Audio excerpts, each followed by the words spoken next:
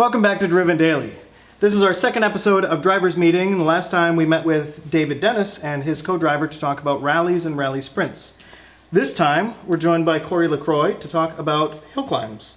Corey, what was your first experience with hill climbs? So my first experience was with you back in 2014. You invited me up in the fall to do the Mount Philo race. Yeah. That was my first season, I think. Yep. Pretty sure. And that was when we were running Mount Philo as the very last event of the season. This year was the first year we ran it as the first event. And you made it to that first event, right? Yeah, that was my first event. So what did you drive? I drove a 1999 Subaru 2.5 RS Coupe. Okay. And so a nice little car that I was strongly recommended against driving. Yeah, so the 2.5 RS is kind of the redheaded stepchild of the Subaru world. It doesn't have a turbo. It's just a 2.5 liter naturally aspirated engine. It's a little gutless as far as Subarus go, but it still has the good all-wheel drive system, no limited slips, but it's pretty drivable, right? Oh yeah, it turned out really well for my first event. And it looks cool. It's one of the very, very few Subaru coupes, just two-door coupes that they've ever made, especially in the U.S. Oh yeah, it's a nice little car. It was definitely a blast to drive up Mount Philo. So Mount Philo is a very short, narrow, technical course. It's only a little over a mile long, so it's really approachable, and you tend to get a lot of runs every time we go there. Yeah, I think we got 6 runs each day. That's really awesome. It was great. I won my class, and it was just first event. It was great. How many people were in your class? Just me. I was the only one to show up. A win's a win, though. Yeah, I took it. I definitely performed much better than I thought I was going to do. Yeah. So, how did it go overall? How was the experience for you? It was hectic. It was a blast, but hectic. I failed tech. Apparently, not being able to open your door is a big deal, and I didn't have. I didn't protect or cover the inside of my doors. Yeah, so hill climb tech is generally pretty lenient. We really want new people to show up at racing events, at hill climbs especially, so you don't have to show up with a caged car, you don't have to have a fire suit. You do need a helmet and an air horn and a fire extinguisher, and your car needs to generally be intact and sharp edge free. But at the same time, we want to make sure we're encouraging people to get into the sport, and this was your first time driving at speed, right? Yeah, oh yeah, it was my first time driving, period. Do you think the prep for the event was pretty reasonable? You mean prepping the car? Yeah. It took some time. I'm glad I jumped on in the beginning of the fall, really put 6 months of time into it. And 6 months, wow. Yeah, it needed a lot of work. So yeah, it just wasn't up to the part. When I first got my hands on it. So I'm glad I got on it early and really ironed out most of the issues. Yeah. So the first event went well. You won your class. Yep. Second event, how was that? The second event, I also won my class, but failed tech.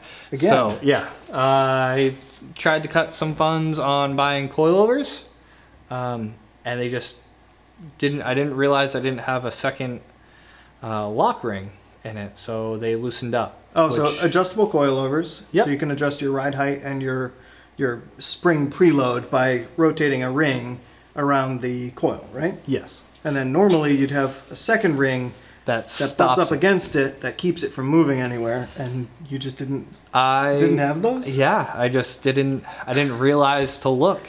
Between all the put together, I didn't go, this doesn't look right. Well, it looks great when you put it together, and everything's nice and tight, and like you take it up for a drive, and you're like, yeah, this is great. And you get real scared when you go through tech and the whole wheel shakes. So I thought it was a wheel bearing that went back, which was brand new. And a wheel bearing, you're really not going to be able to replace at an event. No. It's just unfeasible. So luckily, the tech inspector had me lift it up, and we lifted it up and realized it was just one of the nuts was loose. That was it? That was it. So we tightened it up? Yeah, and it held in.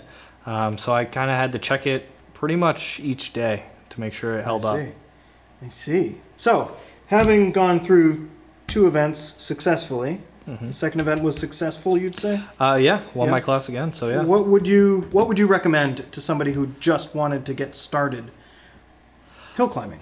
keep it as stock as possible. Yeah. I mean, don't get what you can, minimum equipment, and just run it. Make sure you got good fluids. Yeah. That's really the simple stuff that you would do in a normal car. Just do it in there. Yeah. Yeah. So just a bone stock car. Yeah. And we have people who race everything at Hill Climbs, from circle track modified cars making 600 to 800 horsepower to rally cars. We've got STIs. We've got a bone stock Prius that comes out and races with us. We have a Lotus, what is that, an Evora that was racing with us? I believe so. We also have a Lotus Elise that races with Yeah, us. Howard comes out from time to time. Yep. Not as frequently anymore. I haven't seen him in a little while. But yeah, we get every different kind of car. And there really isn't any judgment at all. Everyone just wants to see everyone else race. The community is super helpful. Every time I had, yeah, we finally got there. Most of the community is super helpful. Every time I've had an issue or somebody else has had an issue, we're always either exchanging tools or parts. Yeah. I heard about in the last event, somebody broke their radiator. Somebody else loaned them a radiator for the entire event. Yep. So it's crazy. That's how club level racing should be, I say. And that's how most club level racing is, I think. So we've got about a month until the next event, a little over a month. Are you ready? No. So at the end of the last event, as you personally know, I spun a bearing in my motor. So my motor is shot right now. So you're getting, on average, 2 events per engine? Right now I'm getting an event and a half per engine. Yeah. But at least the engines are cheap, right? Yeah, actually, yeah. I found one for about $300. Yeah, So all right. Low miles, perfect condition, only ever taken on the highway? Yeah, no. It definitely has old lady?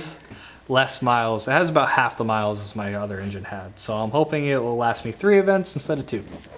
And how far into the swap process are you? All I've done has been labeling lines. Yeah. Yeah, that's a smart pretty way much. to do it. I have both motors sitting right next to each other, so I mark one and go to the new one, mark that on that end, so I can probably hook up the lines in 30, 40 minutes. Okay, so you think chances of getting to Berk 1 are pretty good at this point? Yep. Yeah. All right, all right. In another month, we'll see if Corey's in the footage. He made it. If not, he's swearing. Yeah, I'll be pretty mad. All right, guys. Thanks for watching. We'll see you next time. See you guys.